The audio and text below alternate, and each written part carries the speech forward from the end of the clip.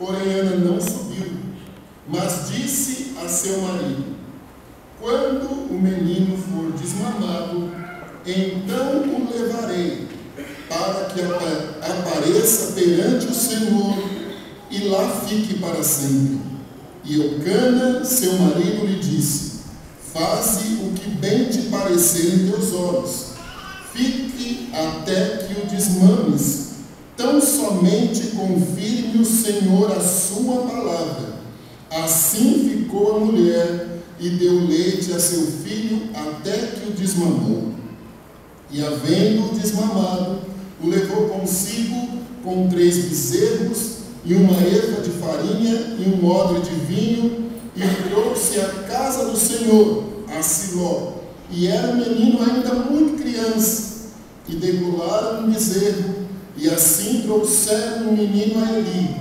E disse ela: ah, meu Senhor, viva a tua alma, meu Senhor.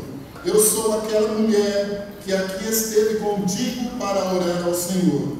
Por este menino orava eu, e o Senhor me concedeu a minha petição que eu lhe tinha pedido, pelo que também ao Senhor eu o entreguei por todos os dias que viver, pois ao Senhor foi pedido, e ele adorou ali ao Senhor. Amém. Sem sombra de dúvida, uma das histórias mais fascinantes, bonitas, de fé, de abnegação, de autocontrole, em ter paciência, em suportar afrontas e com palavras sábias defender-se, é a história da nossa irmã Ana. Para todo grande propósito de Deus, o Senhor tem o seu instrumento, e Ele usa-se desses instrumentos que somos nós, com nossas imperfeições, com nossas falhas, e como diz Paulo, a sua grandeza, o seu poder vai aperfeiçoando-se na nossa fraqueza, e vai testificando o poder transformador e, acima de tudo, a misericórdia do Senhor. Se nós olharmos para a história de Ana, nós vamos ver que quando Adão e Eva caíram, deixando-se persuadir pela astúcia do adversário, no dia da queda, o Senhor fez uma promessa de restauração da comunhão perdida através do pecado a Deus da humanidade. Essa promessa se cumpriu na comemoração que nós vamos fazer daqui a pouco, a Santa Ceia do Senhor, e que de uma forma muito apropriada foi lida aqui pelo irmão Arnaldo, um texto alusivo a isso. Aconteceu com Jesus Cristo nascendo, sua morte na cruz do Calvário, a ressurreição e com isso a nossa vitória, que é a nossa redenção, e nós somos religados ao Senhor, estamos em comunhão com Deus e aguardando o dia da redenção final, que é quando nós vamos estar com Ele para sempre no céu, porque isso foi o primordial do nosso Senhor Jesus Cristo em fazer por nós. Mas a história antes do nosso Senhor Jesus Cristo, ela se correu em altos e baixos, em pessoas desequilibradas, em situações difíceis, em momentos que parecia que jamais algo novo iria surgir, e este aqui é um momento desses. A morte de Josué desestabilizou a nação de Israel, porque ficaram sem um líder.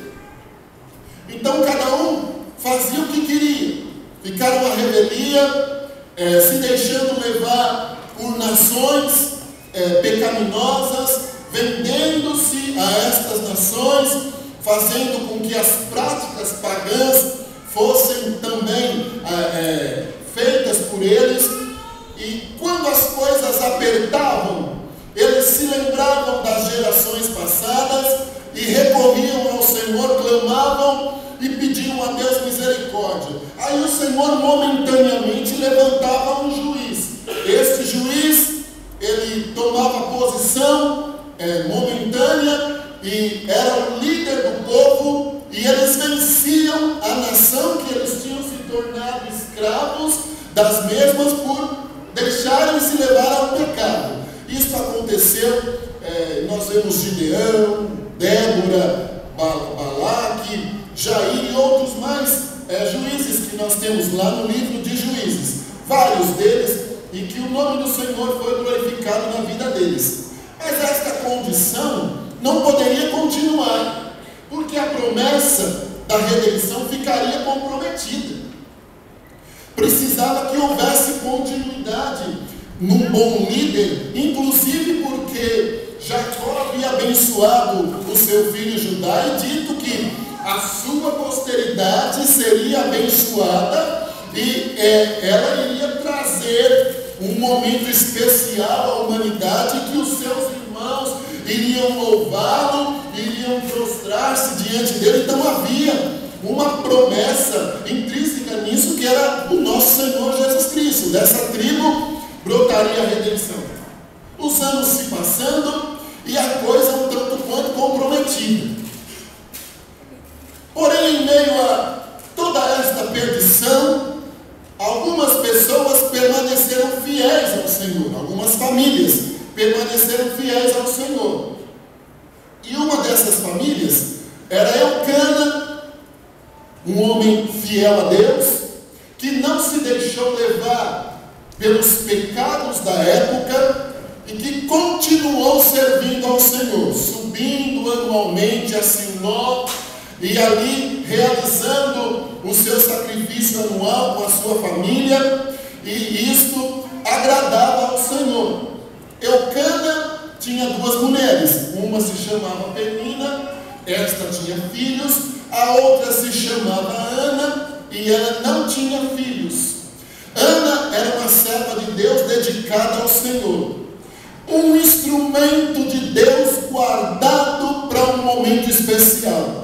Uma mulher sofredora, uma mulher que se afligia, inclusive no momento de se alimentar, porque excessivamente a sua competidora Penina não se conformava pelo amor especial dedicado pelo esposo a ela, e com isso, por ser egocêntrica, maldosa, ela agia de todas as maneiras para desequilibrar Ana.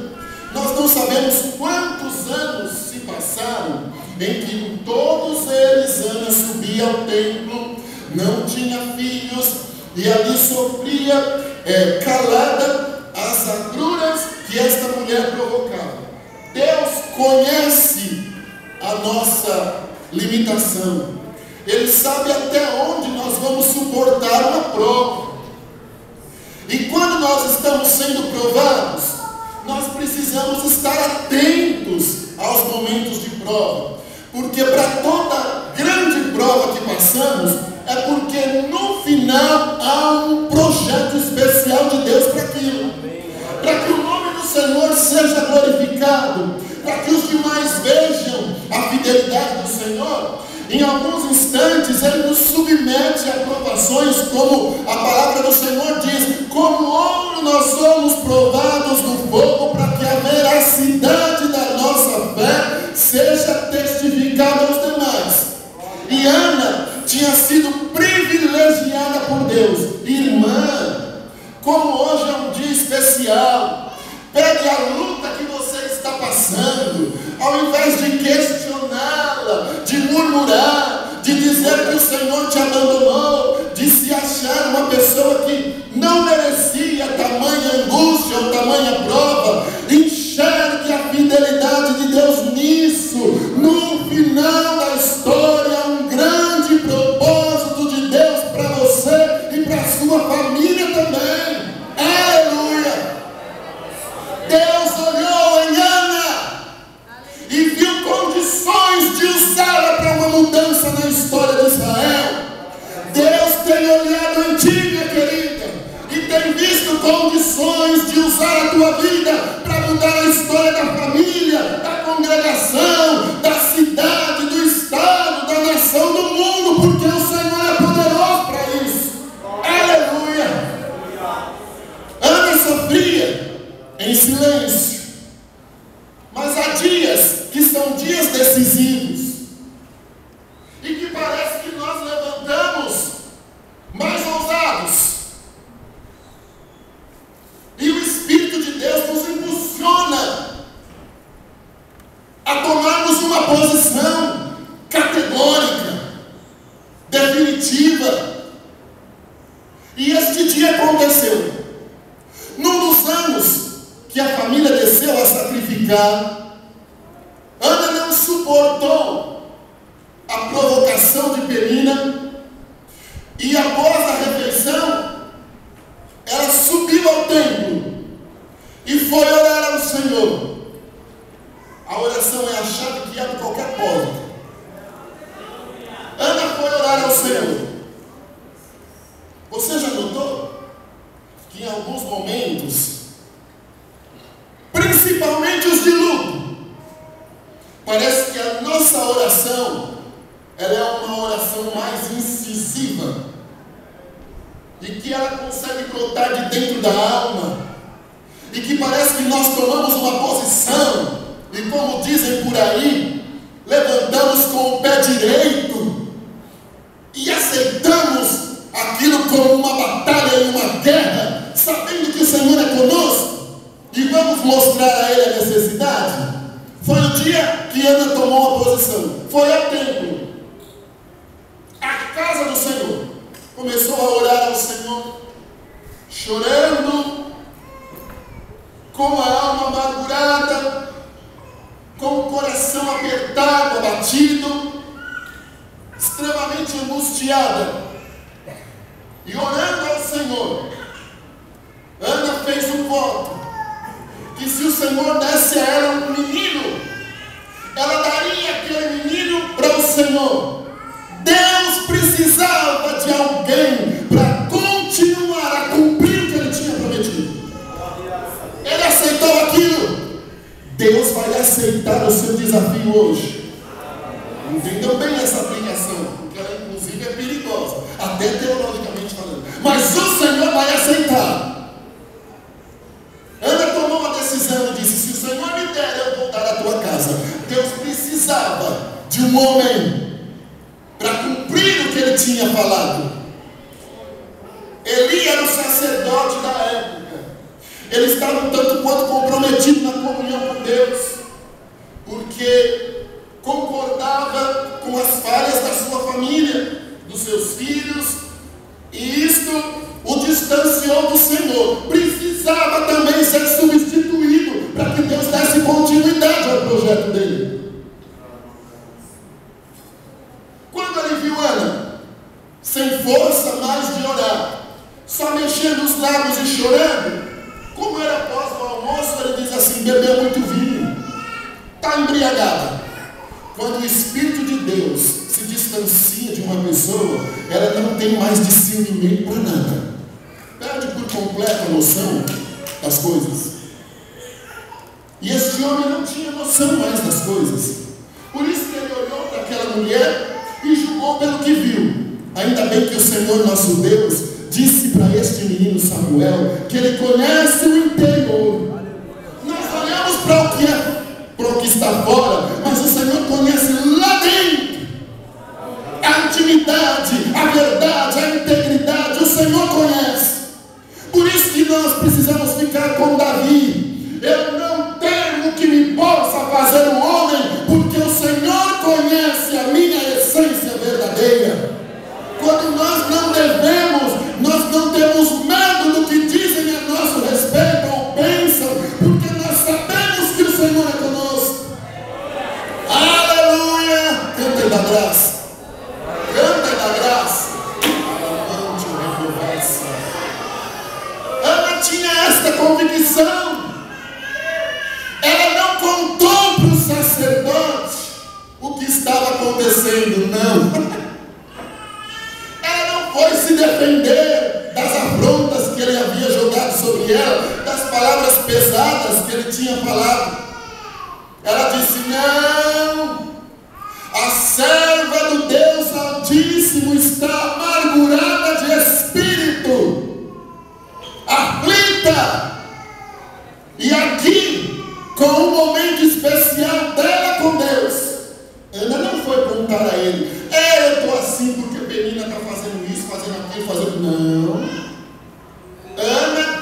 descansou no Senhor. Olha só o mistério. Ana descansou no Senhor.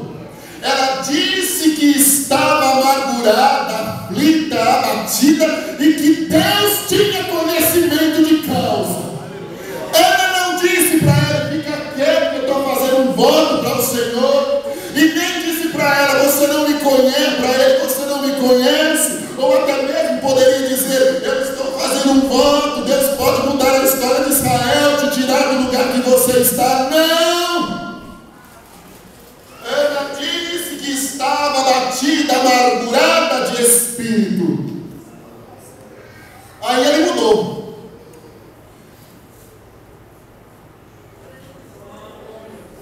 Eu não tenho muito este jeito. Eu até admiro meus colegas, que às vezes têm uma forma mais espontânea de dizer algumas coisas. Mas isso é até um chavão de pregações às vezes. Quando Deus quer abençoar, Ele dá ordem, e até mesmo o inimigo, que eu não gosto nem de dizer o nome dele, tem que trazer a bandeja da vitória. Porque quem havia prejudicado ela, agora quando a ouviu, disse assim: levante em paz, o Senhor conceda o desejo do teu coração, volte para casa abençoada. Ana levantou-se, não contou nada para Eucana, simplesmente em paz, ela disse: quando o menino nasceu, os anos se passaram, talvez pelo menos 9 meses passou-se. O tempo passou, o Senhor lembrou-se dela, e esta palavra, ela é linda na Bíblia.